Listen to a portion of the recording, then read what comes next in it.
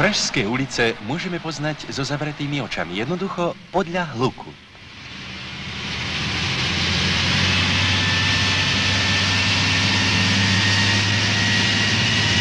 Možno, že viete, že už hluk nad 50 decibelov môže niektorým ľuďom spôsobiť sluchové poruchy, vyvolať neurotické stavy, zhoršiť srdečné a cievne choroby. Zvukomerný prístroj Krajskej hygienickej stanice v Prahe nameria však často 85 až 95 decibelov.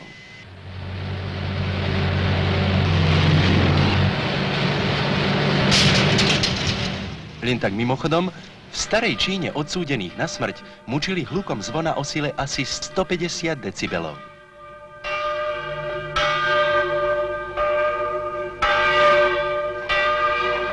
Keď už sa u nás berú technické osvedčenia technicky nespôsobilým vozidlám, mali by sa osvedčenia vziať aj hlučným vozidlám. Tie sú podľa nášho názoru pre moderné veľkomesto už tiež technicky nespôsobilé.